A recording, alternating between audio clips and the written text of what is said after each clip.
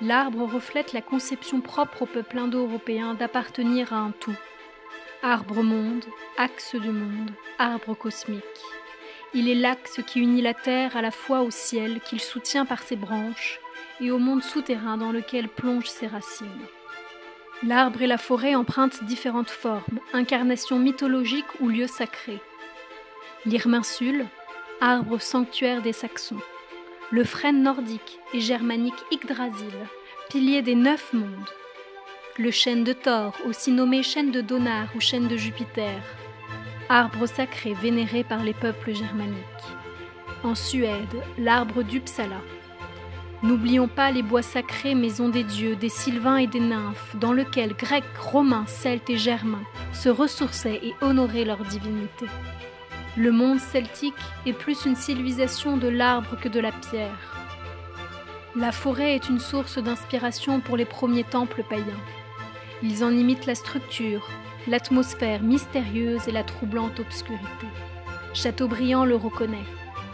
Les forêts ont été les premiers temples de la divinité et les hommes ont pris dans la forêt la première idée de l'architecture. Voyez les temples grecs. La base des colonnes n'évoque-t-elle pas une souche d'arbre ? Le fût de la colonne, dont les cannelures rappellent l'écorce de l'arbre, ne représente-t-il pas son tronc ? N'associez-vous pas le chapiteau et leurs motifs végétaux à la naissance des premières branches ? Alors que le christianisme s'implante en Europe, la forêt reste une symbolique qui imprègne les civilisations européennes. Les chrétiens vont s'enraciner de 2 manières, en récupérant ou en détruisant cette symbolique si forte de la forêt. Les récupèrent donc en superposant des thèmes, des pratiques, des monuments, des personnages chrétiens à leurs prédécesseurs païens. Arbres et bois sacrés sont détruits. Charlemagne, lors de sa campagne contre les Saxons, détruit Irminsule. Le chêne de Thor est abattu par Boniface de Mayence, missionnaire chrétien. Au XIIe siècle, l'architecture gothique, dont l'incarnation la plus aboutie est la cathédrale, réalise la parfaite correspondance entre architecture sacrée et forêt. Les édifices gothiques ne forment plus qu'un avec la nature. L'orgue prolonge le mugissement du vent, les cloches font résonner le bruit menaçant des tempêtes, les tours-clochers côtoient la cime des arbres. Admirons la somptueuse cathédrale de Gloucester.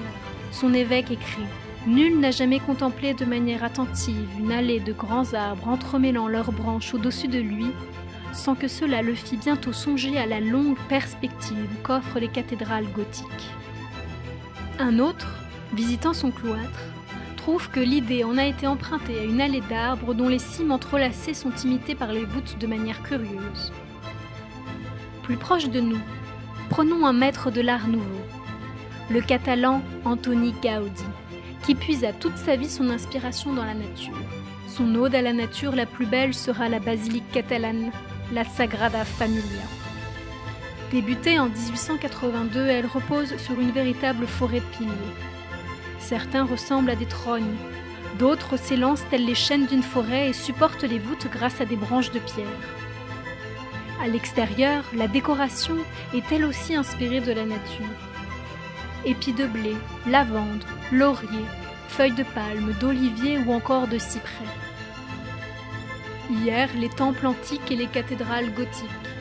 Aujourd'hui et demain, des bâtiments conçus grâce au biomimétisme, reproduisant ou imitant des processus naturels et des éléments de la nature.